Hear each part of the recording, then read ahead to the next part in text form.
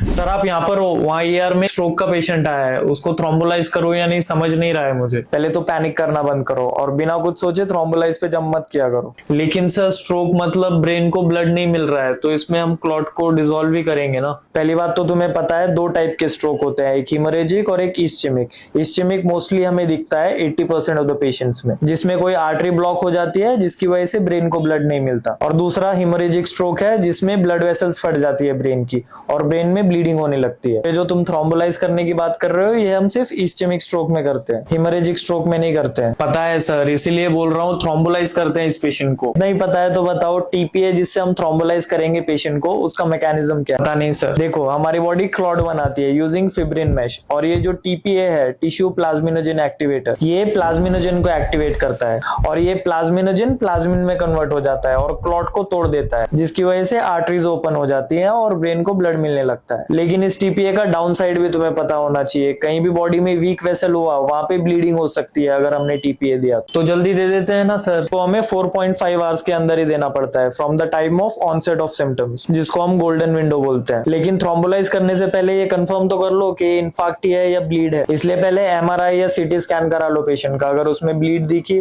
तो हम थ्रोम्बोलाइज ही नहीं करेंगे पेशेंट को। और अगर तुम्हें सीटी या एमआरआई में इन्फाक्ट ही दिख रहा है तो कंफर्म करो पेशेंट गोल्डन पीरियड में है या नहीं। पेशेंट तो गोल्डन पीरियड में ही है सर, कुछ 3 घंटे पहले सिम्टम स्टार्ट हुए थे उसको। गुड, आप थ्रोम्बोलाइज कर रहे हो तो बीपी चेक करो पहले, कितना है? सर बीपी 200/120 है, तो पहले बीपी कंट्रोल करो पेशेंट का। इतना ज्यादा बीपी में हम थ्रोम्बोलाइज नहीं कर सकते पेशेंट को। बीपी 185/110 से कम होना चाहिए एटलीस्ट, तभी हम थ्रोम्बोलाइज कर सकते हैं पेशेंट को, और else we can't थ्रोम्बोलाइज the patient. Bleed के चांसेस बढ़ जाएंगे उससे। और कोई रिसेंट सर्जरी तो नहीं हुई है पेशेंट की, वो देखो। प्लेटलेट्स कम तो नहीं है, ये देखो। प्रीवियस कोई आईसी ब्लीड की हिस्ट्री है या नहीं, ये भी देखो। इन सब केसेस में हम थ्रोम्बोलाइज नहीं कर सकते हैं पेशेंट को, तो ये सब चेक करके ही करना थ्रोम्बोलाइज। सब चेक कर लिया है सर, कुछ ऐसी हिस्ट्री नहीं है एंड बीपी भी अब स्टेबल हो गया है पेशेंट का। ठीक है, करो फिर थ्रोम्बोलाइज। सर एक और चीज, डोज क्या होगा टीपीए? अल्टीप्लेस का डोज है 0.9 mg पर KG body weight of the patient. उसमें से तुम्हें 10% बोलस देना है और 90% इन्फ्यूजन में दो ओवर 60 मिनट्स।